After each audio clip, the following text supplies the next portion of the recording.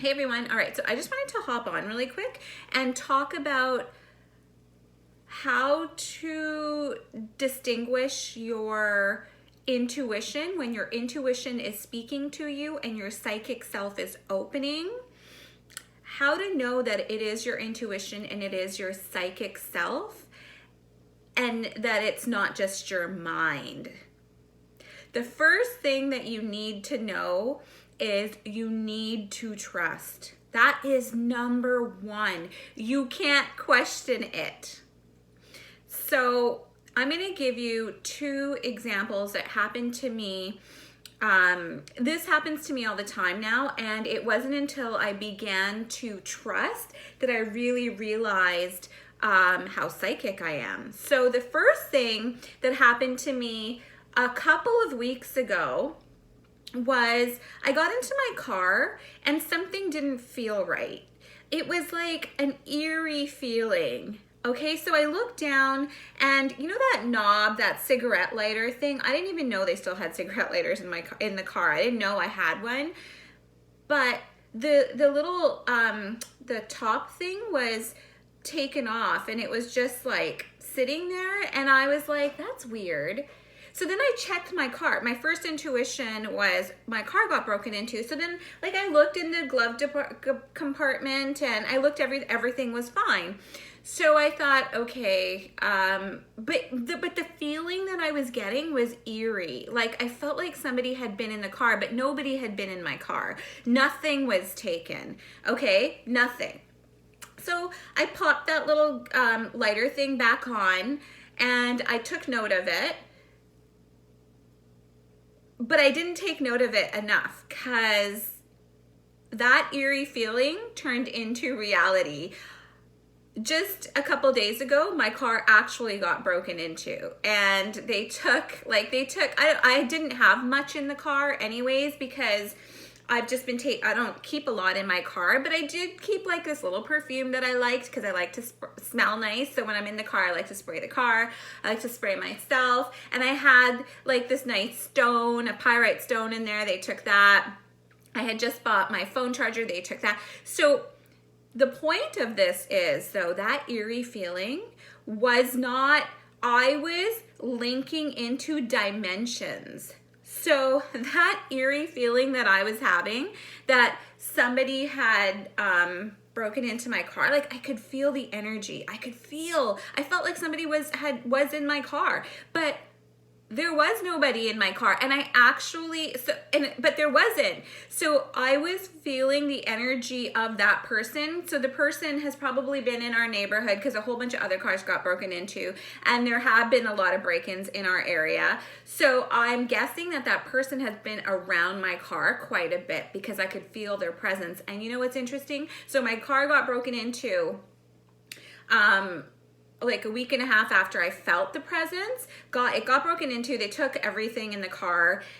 But then this morning, I got into my car and I felt that same eerie presence. So I'm telling you what that tells me, my intuition is, I am checking that my car is locked every single night, every time I go in my house, because that person, that energy is still in the area and they're still going around checking for locks that are open in the car. So that is how you tell intuition. Your intuition comes to you in feelings.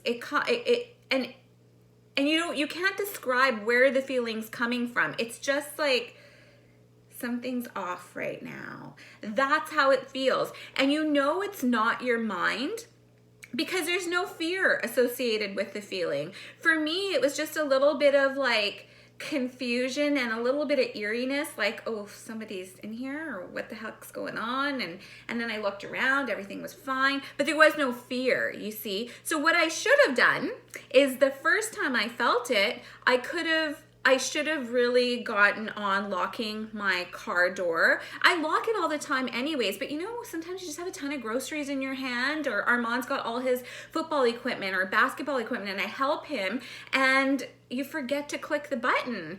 And I should have, because I had that intuition, I should have double, triple checked every night before I went to bed, which Armand does it for me. And the funny thing is, that week Armand didn't lock the car because he was sick himself. So he was like upstairs. He had taken some days off of school. So anyways, that is how you can tell intuition. The second thing that happened to me was I went up to my tea kettle. So this happened last week as well. I went up to my tea kettle and I turned my tea kettle on, and out of nowhere, I've had my tea kettle for like 20 years, okay? And out of nowhere, I thought, I should probably get a backup kettle because it would suck if this kettle broke on me. Yeah, that would really suck. And it was just a thought.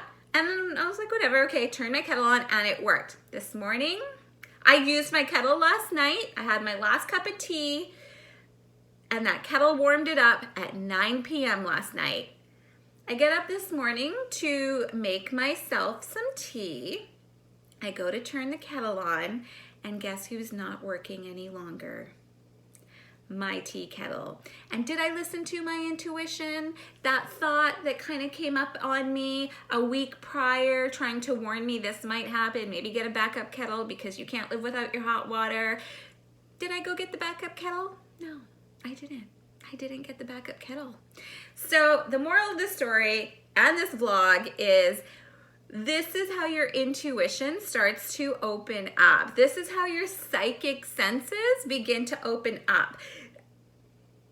And step one is just have a knowing that it is your intuition. And remember, intuition never feels like fear. It's just a thought that you observe, and it's like, oh, you'll have a feeling of, sometimes it's a feeling of curiosity. Oh, okay. Usually, actually, for me, it's a feeling of curiosity, but the eeriness for the first time I felt in the car before the car got broken into. And that just tells me that I'm opening, my senses are just opening up more, and I'm feeling more energies. That's all that's telling me. And I just need to work on recognizing those energies and just like getting them away, and working on just building pillars. And anyways, you know what? That's another vlog. So that is how you build intuition. You build your intuition first off by believing. And secondly, it is your intuition when there's no fear attached to it. When there's no low vibrating feelings attached to it, it's your intuition. Otherwise, it's your ego, it's your mind. I hope those two examples help. Let me know how you tap into your intuition. Thank you very much, and I love you guys. Bye.